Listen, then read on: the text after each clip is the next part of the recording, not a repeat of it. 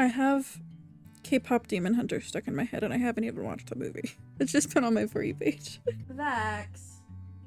Stop scrounging. Set a timer for 30 minutes. So, hello everybody and welcome back to my channel. My name is Lucadoo. We're gonna play Resident Lovers again today. Get going on the Miranda route still. But before we get into the game, I just wanted to say we hit 300 subscribers this week. That's really cool of you guys, and I'm really excited that there's 300 of you here. So I don't know why I started talking like Jester, but I have. We've been sitting in 200s for a long time, so I'm just so excited that there's 300 of you now here, so I'm just really grateful for that. Oh, also, I am going to record a little bit shorter sessions. I mentioned this in my, what's it called, Secret of the Mimic video, but only 9 people saw that, so I'll mention it here too. I'm gonna record shorter sessions and hopefully that will make it so that I can put out content just a little bit faster for you guys, so you don't have to wait as long. So I set a 30-minute timer. That's how long we're gonna record. That's it. Let's get into it, shall we? The next day, after figuring out what to do with all of Mia's bloodied clothes, you go straight to Miranda's office, despite it being an actual school day for you. When you knock, you can hear a cold permission to enter. What do you... Oh. She blinks, startled at your presence. I was under the impression you had a lecture to attend today. I do. I'm missing it. I don't know what voice that was for Miranda. Cautiously, Miranda ventures to ask, why? I've received a note that made me remember something you said to me months ago. Miranda puts her pen down and gives you her full attention. It's an invitation for the Cult of Eva. Miranda keeps her face carefully blank for a moment before she holds out a hand to indicate she'd like to see the note. She reads it quickly before handing it back to you. Yes, they're the group I was attempting to inquire about back then. I haven't been able to get any way into it in order to find out more. She hesitates. But perhaps you can help me. I'll ensure nothing happens to you, of course. I don't want you to get hurt, but this would be extremely helpful information for me as headmistress. You chew on your lip for a moment. The note had initially scared you. Everything about it implied that they already knew everything about you, and it made you uncomfortable, but if Miranda needs the help, well, all right, but I don't want you to get hurt either. You give her your best serious expression before you falter under your own expression. I won't, but I do adore the way you care. Of course I care. Miranda cautiously stands and walks around her desk to you, her pace starting to slow before she speeds up suddenly in order to reach you faster. You reach out almost unconsciously when she is finally right in front of you. Of course you care. I fear that I may care too much. That doesn't sound like a bad thing to me. Whatever dance the two of you have been doing seems to be over now, although you're not totally sure what prompted her sudden desire to cross the line. She takes in a sharp breath before seemingly making up her mind and suddenly taking you by the collar of your shirt and yanking you towards her. One moment, you're talking about your feelings. The next, Miranda is kissing you. You make a shocked sound before closing your eyes and kissing her back, ignoring all logic. For someone of her stature, she is surprisingly strong, so you pull away for breath and something utterly feral flashes across her face. She yanks you back before you can get a good breath in. Wow, we're starting early in this one. Kissing Miranda is not soft or gentle. It's claiming, and you can understand clearly how owned you are right now. It should probably be more horrifying that you don't find any issues with it.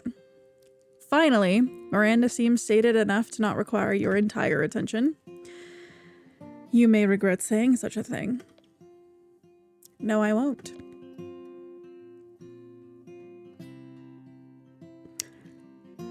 I love you. It's said more as a warning than anything else, her way of telling you to leave while you can. It's not uncommon to find that people who show the least emotions feel the most, but Miranda looks dead serious as she says this. She's telling the truth. How do you feel? We're gonna save. Okay. Obviously we say it back. I love you too. Miranda's nail guards dig into you just a little more at that, and yet you find that you don't care quite as much as you should considering the pain. I am rather possessive. Okay. And I get jealous easily. I know. You don't care? No. I want you and everything that you come with. Miranda's eyes darken. I am trying to be on my best behavior, little crow. I'm sorry. You smile cheekily at her, and she takes a step back, the back of her hand to her mouth. 3 days. You move forward to hear her better. The meeting isn't for 3 days, so how about I take you to dinner as a distraction, Only a distraction? No, I have my own self-interest at heart. You think back to every instance of you pondering on her beauty, or even when you found her to be particularly attractive, and you wonder how you managed to get her to want you back. You aren't the only one. Miranda smiles wide. Tonight, then. Tonight. You don't have any plans, and even if you did, and you're ashamed to admit it, you would have canceled them last minute. All right, then. Go to your lecture. You might catch some of it. Perhaps, but you doubt it.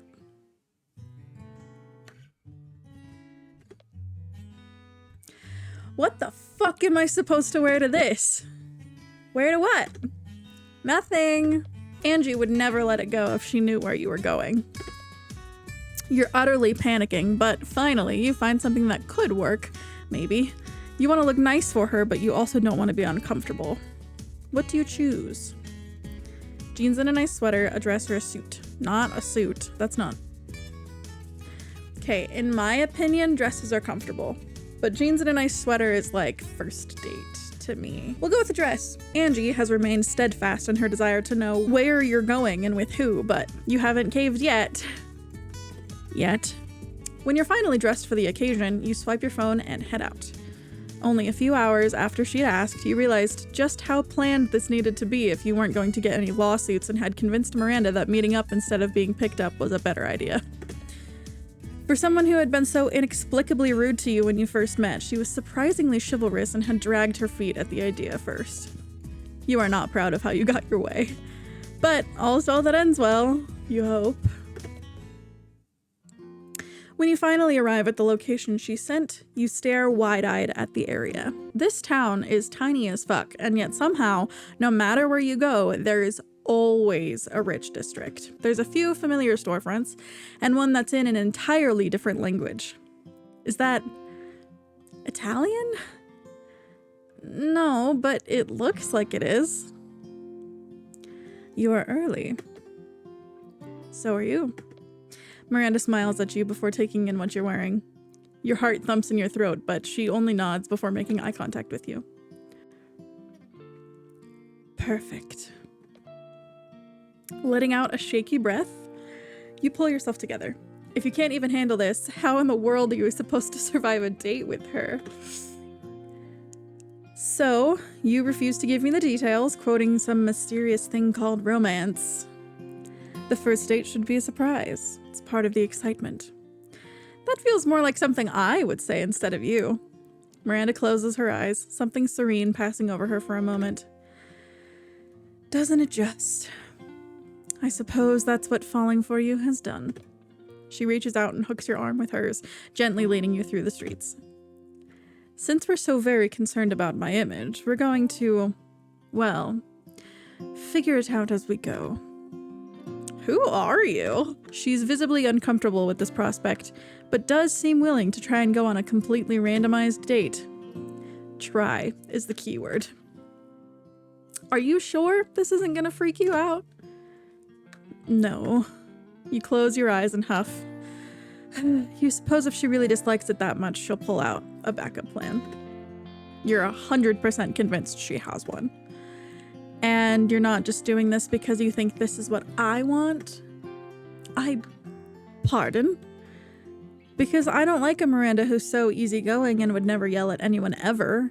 I like Miranda who has a stroke when we're 1 minute late to the next item on the agenda, which is itemized down to the second.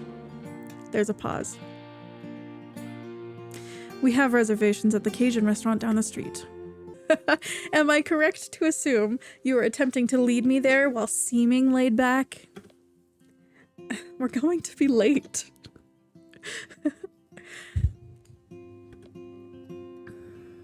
Man, that was terrible. Truly. Like, wow. I frankly do not understand how? She goes from angry to incredulous very quickly, and you are right there with her. Your server had barely survived Miranda's temper, and honestly, so did the restaurant. You're gonna tank them on Yelp. I definitely need, like, regular people food. Burgers. I want burgers so bad right now. I have no idea where to get burgers.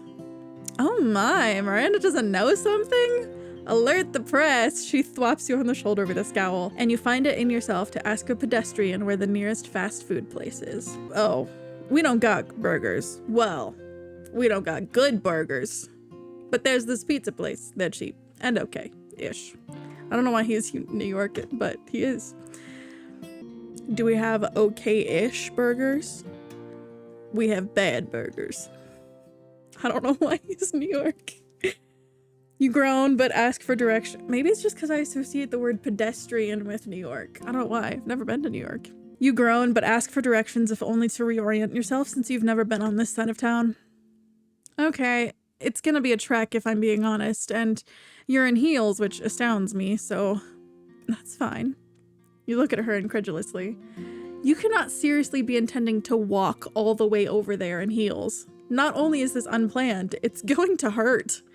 Miranda sighs. All right, then. You get the food, and I will get the alcohol. Scandalous, headmistress. Getting a student drunk. My priorities have never been known to be in order. Au contraire, I think your priorities are perfectly aligned. Is that so? That wouldn't have anything to do with me paying for the alcohol, would it? I'm offended. Ugh. I better get going now if I'm going to be home at a reasonable time. Oh my god, what did you say? 9? 9 is a perfectly reasonable time to return to your dorms. Yeah, what time do you think I go to bed on average? Because it's not as early as 9. Really, you're lucky to actually be asleep by midnight. But I appreciate the attempt, Mira. She grumbles with a furrow in her brow as she walks, phone out to assumedly search for directions to a liquor store good enough for her. You watch her fondly for a moment before turning and making your way to Poppy's Pizza. Okay, then.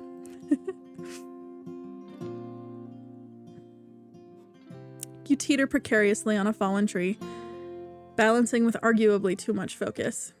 Miranda walks beside you, fretting over your lack of impulse control. I just think it's a bad idea. You're very prone to foolishness and injury. Please, get down.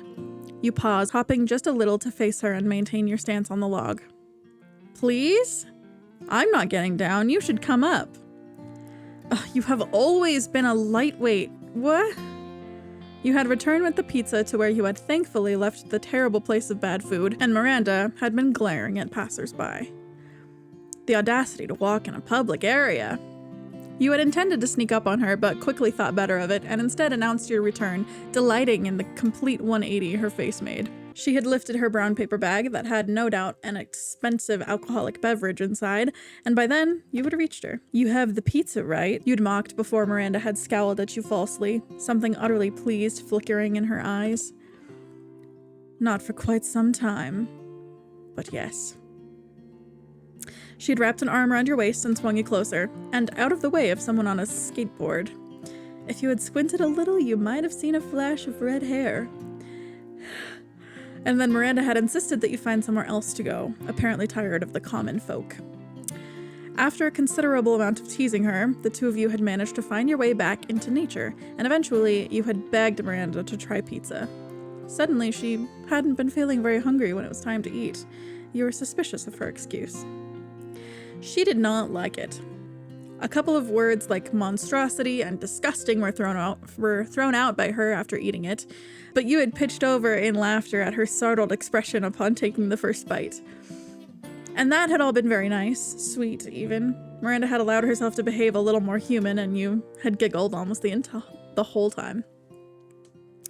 But then, Miranda had decided she ought to take out the bottle of wine she'd bought. And yes, there is no doubt that it was expensive. But there is an important factor that you forgot. For as long as you could remember in your drinking career, you have suffered from a very serious problem. Being a lightweight. And so, Miranda, without thought, handed the bottle over, shrugging when you asked about the hygiene of this, and you drank with equal thoughtlessness. But now, as you stand unbalanced on an elevated surface with Miranda below you, hands slightly out and ready to catch you when you fell, because you most certainly would, you think maybe you should have thought a little more. I'm fine, just tipsy. Your case is not helped when you over-enunciate the consonants, but they sound silly, so you can't really help it. Darling, really, I'd feel better if you were down here and with me instead of up there. You playfully squint at her. Are you flirting with me to try and get me down? Yes. Please stop frightening me. I'm very fond of you. Stop. Why should we? It's too late for them anyway. This is blurry. You can tell what's going on, but for some reason everything is fading and flickering. What have you done?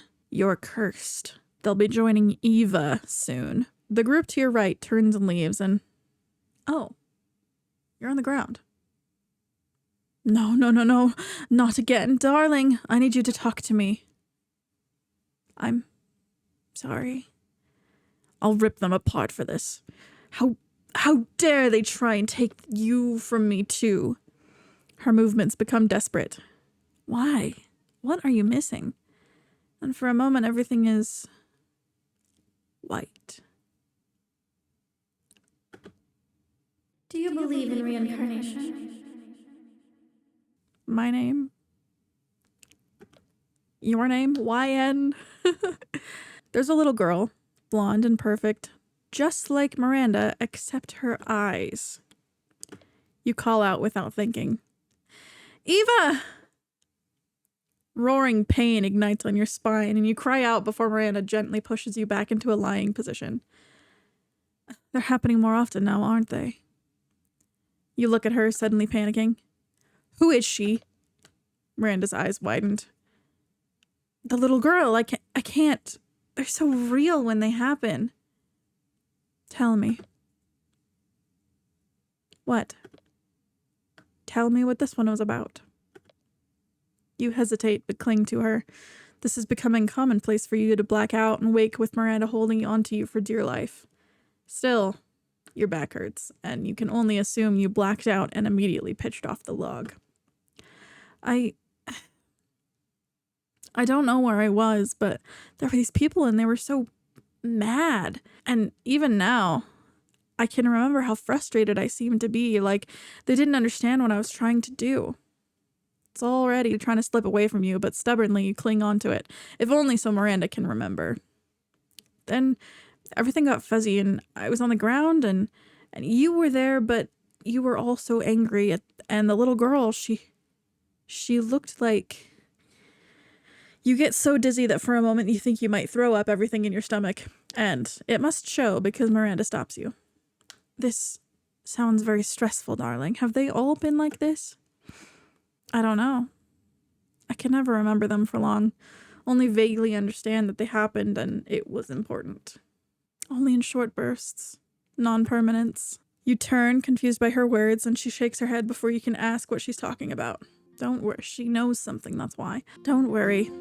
Let's get you up off the dirt. Miranda helps you to your feet and brushes a few twigs from your shoulders. Are you in any pain? You wince. My back. It hurts so bad. I wasn't even that high up. Miranda coos softly, turning you around so she can examine your back. She gently places a hand near your lower back and slowly moves it up, periodically adding pressure to it until you let out a small yelp of pain. Ah! Right here? Yes, there. That. Ah. the way your words could be taken out of context make you redden and suddenly incapable of speech. So instead, you just nod your head. Something wrong, my love? Hello. I don't know what happened. My computer crashed. But also, that's my time. It did crash at like 27 minutes and then I had to restart. So that's my time for recording. So, sorry, we'll get back to it next time. Thank you guys so much for watching. Make sure to like if you like and subscribe if you want to see more. And I will see you guys in the next video. Bye. And thank you so much for 300 subscribers.